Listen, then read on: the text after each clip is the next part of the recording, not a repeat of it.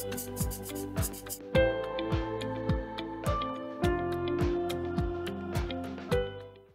everyone, welcome back to my channel. So today I'm going to try a cute little craft I saw Chloe Rose do, and it involves a canvas, and the materials I'm going to show on the screen right now. I mixed all of those up and this is what I got.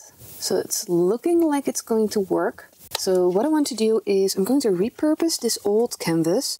It has a little bit of texture on it. That's why I'm going to use it, because it's not going to matter because I want texture on this. So what I'm going to be using is this cake decorating tool just to help spread everything. I've got a little palette knife, and then I made this tool. It's just a piece of plastic. Made this textured sides by just cutting out the shapes. So this is 5 millimeters each and these are 7. So I don't know which side I'm gonna use, or maybe both. You could use one of these, I think it's for gluing down tiles and spreading the glue, but I'm going to be using what I made. So let's just plop some on. Hopefully it's not going to get too messy. Not sure. I have no idea how much I'm going to use, but I'm guessing quite a bit. So let's just start with this and spread it. You can already see I need a lot more. It's going to take ages to dry, but that doesn't matter, we've got some time. And as you can see, the sand I added is giving it a nice grainy texture. I'm really liking that. And it's also already holding its shape. So I think the design Chloe did will actually work quite nicely on this. So it's not my idea, I just saw her do it, and I think she saw a lot on Instagram and TikTok do it. But I will link her video in the description down below. I really want to try to get it over the edges, I think, but I'm not sure if it's going to be able to hold its shape well enough, so I might just end up sanding the edges and painting them white. But I really would like to have my texture continue on the sides. The second option I have is to wait till the top dries and then do the sides, but I don't know if I mixed up enough of this paste to do so. And I'm not worried about canvas showing through. I can always paint the rest as well by using the same paint I used as a base for my paste. It's just a latex, so it should stay a little bit more flexible. And why I want to use this is because, one, I already had it because it's actually the base paint for the blooms I did. So if you'd like to see those, I can link some videos up in the eye somewhere there and put some links down in the video description. But I think, I'm not sure if it's going to be thick enough, but let's just try and see what happens. So what I saw her do is do one circular motion and one big rainbow-esque thing. So I'm just going to start by the rainbow or the circle and see if I have enough on here.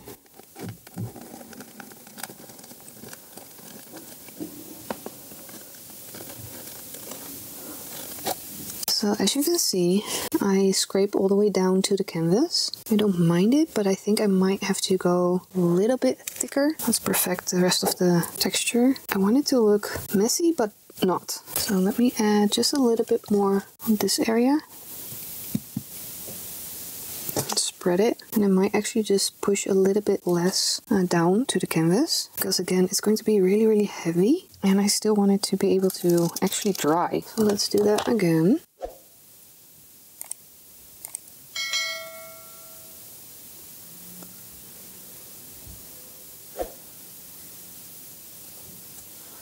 I think that looks nice. It's not too thick, it's not too deep. I think I'm keeping this one. So I really wish I can continue this down the side. I do have one little line here I don't like, but I think I can make that go away with some paint. So let's turn the canvas. I might have to add a little bit more. It is quite messy, so be prepared. Let's spread this. I already know it's going to be way thicker in the center because the canvas is sagging a little bit under the weight. So I think I want to use the other side for this one. I actually want to go this way. So let's try.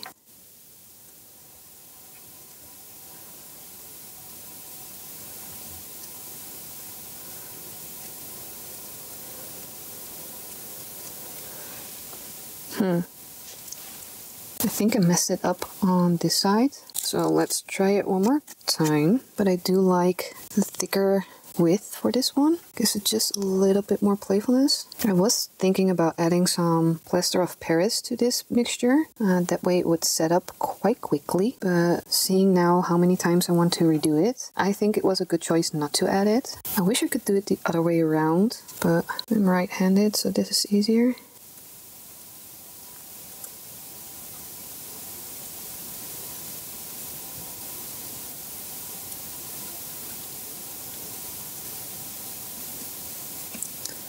I think that's pretty good. So I think those dents, like let me show you what I mean. You can see I stopped here and here, but I think that's going to level out in a little bit. So I think it should be fine. So I might just fix up the sides just a little bit because it's starting to dry. Yeah, I think I like it. I like it a lot. So let's keep our fingers crossed. It's going to dry nicely. Let's hope it doesn't crack. Yeah, I'll see you when it's ready to paint. So I decided to do the sides. So I just spread a thin layer just over the side, and I'm just going to try and line this up and pull. So it's not very thick, but at least it's continuing down the sides. Really shaky. I'm lining it up and I'm just slowly pulling it down. Doesn't need to be perfect, I just want it to continue down the sides. But yeah, I think that looks really good. So I'm just gonna let it dry. And yeah, I'm excited to paint this. I just want to show you without my studio lights on, so you really can see like the shadows and the texture of the piece. I really hope it dries this nice. So it's all nice and dry, and it didn't actually crack anywhere, so I'm really happy about that.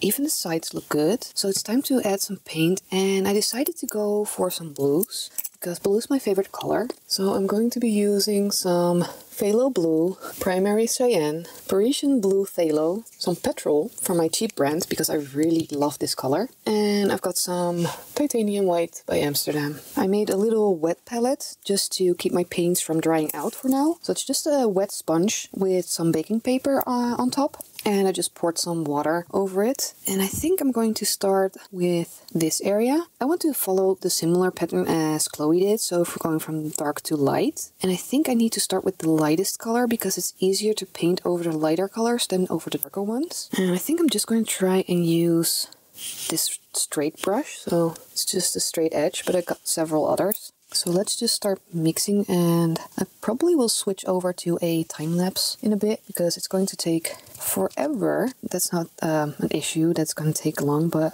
I don't want to bore you to death with just painting. Let's see, which color do we want here? Just gonna take a little bit of my favorite color. That's a pretty nice baby blue. Probably want it even a little lighter. Doesn't have to be perfect. And I might even add a tiny bit of water just to make it flow a little bit easier. And then just go for it. It's still pretty dark. So when using a straight brush and you want a straight line, instead of going like this, because then the brush will spread, keep the edge on the line you want to paint, because the bristles cannot get any longer. They can go wider, but they cannot grow any longer. And I put it on my spinner because it will make it a little bit easier for me to get to every spot. And I am going to paint the sides too. So that's the first color done. I think I want to make it even lighter on this side.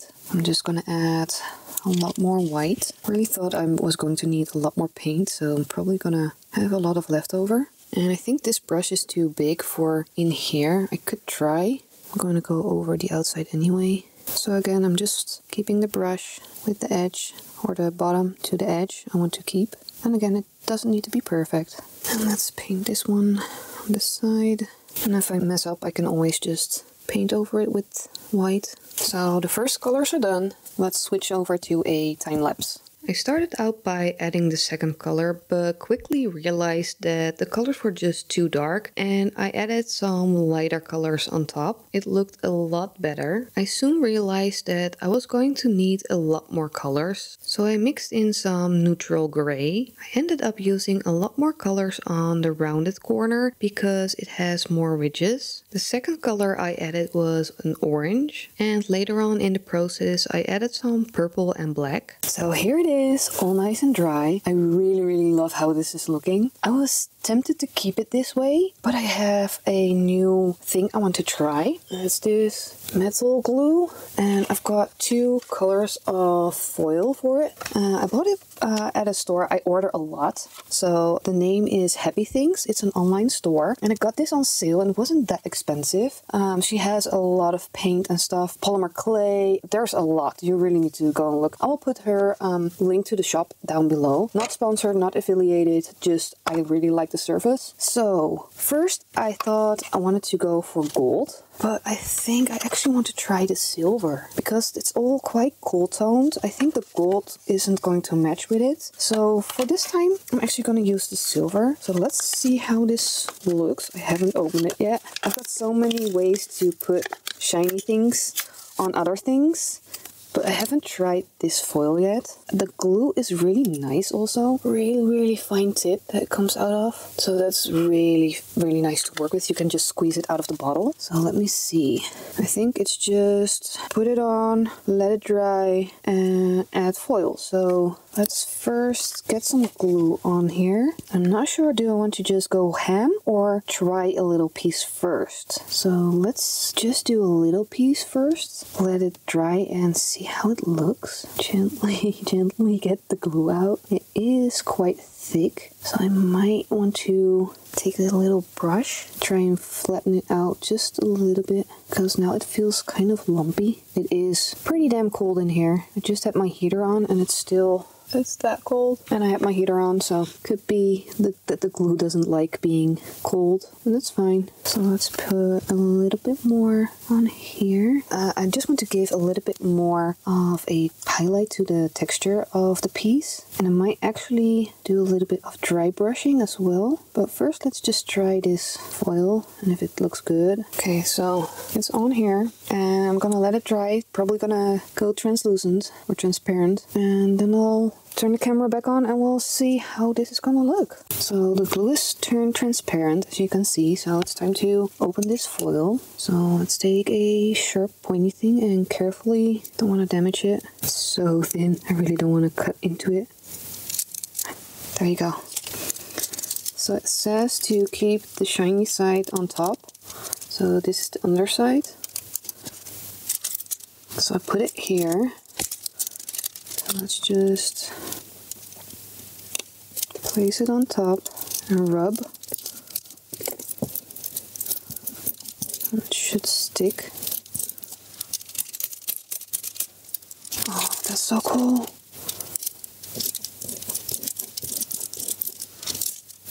Oh yeah, it's just grabbing enough for it to look like what I want it. Look at that. It's so cool. For sure going to do more, so I couldn't wait. So I already added a little bit onto this corner. So let's try. I think it's almost dry. It's just dry. Come on. I'm sure it's going to be fine. Let's just put it on here.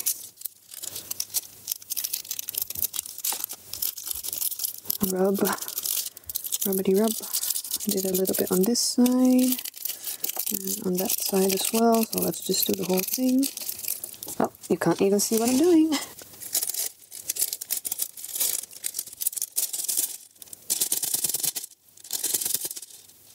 It wasn't dry enough. I really have to let it fully dry, because now I've got some parts on an area I don't want to. Let's see if I can take it off without damaging the paint too much. That's fine. So it's really subtle because I'm using a little glue, not a lot, but it's just enough to look cool. I'll be adding some glue all over the piece and I'll show you when it's done. I cannot believe how good this looks. And I'm actually a little bit shocked that it worked, because I thought it was going to be a big fail. And it looks good from every angle. Which one is your favorite? Leave a comment down below and let me know. And if you're gonna try it for yourself, please send me a picture on Instagram. I would love to see your creations. And as always, thank you for watching, and I hope to see you in the next one. Bye everyone!